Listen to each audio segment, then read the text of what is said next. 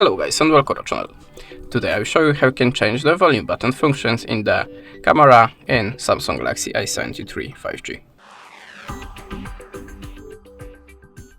So I will start open the camera app, then go to the settings and look for the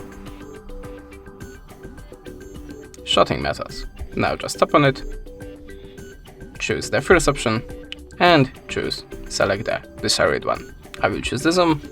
And now, if we go back to the camera, you can use the zoom by the volume buttons. Sorry, I have to turn off the megapixels mode.